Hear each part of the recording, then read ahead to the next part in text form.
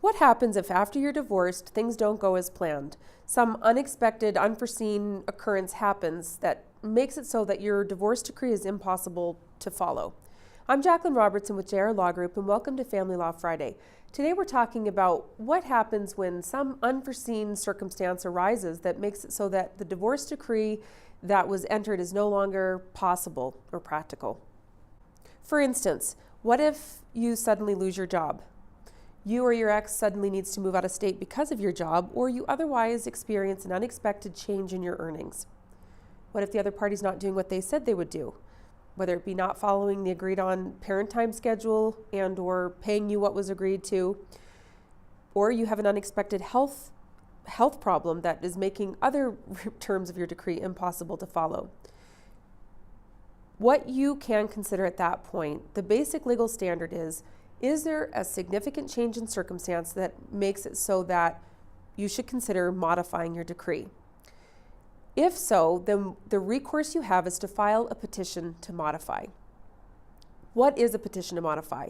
A petition to modify is going to be a document filed with the court. It's essentially like a whole new action because you're filing a petition to modify an existing decree, and a lot of the initial steps that you experienced in your divorce will be similarly required in a petition to modify. For example, there will be a pleading filed, the other party will be served, there will be certain basic discovery requirements, mediation is mandatory, and then ultimately the case could go to trial on the issue of whether or not the decree should be modified. The basic legal standard is there a significant change in circumstance or circumstances that was unforeseen at the time that your divorce decree was entered? The other option is if the party's behavior has been so different than what was agreed to in the decree, you and your ex can by mutual agreement file a stipulation or a petition to modify followed by a stipulation asking the court to modify the decree by mutual agreement. Now, the second option is usually something that is far more streamlined and easy. Generally, a change in circumstances is involved, but again, the whole process can be much more efficient and streamlined if you are simply filing basically an amendment to your decree. Alternatively, if you fall under the first scenario of experiencing a significant change in circumstances, then again, this is something that will be litigated step by step through the system, and ultimately a new decree will be entered by the court. So whether or not you should pursue a petition to modify is going to turn on, it just oftentimes depends on what the issue is. For example, child support, there's a whole analysis on whether or not you would file a petition to modify or simply you motion the court to modify child support.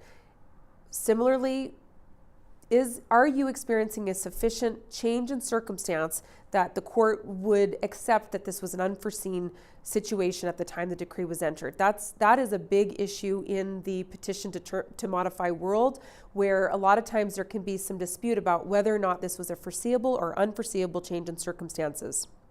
And other times, whether or not, if the parties have deviated, is it substantial enough to warrant modifying the decree, or would the parties alternatively be ordered to just resume following the decree? Now, these are nuances that you're best served by speaking to an expert in this field.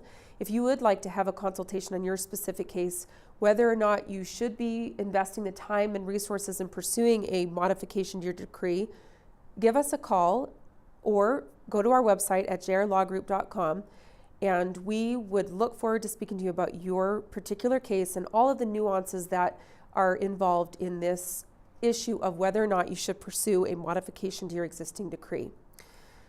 See you next week.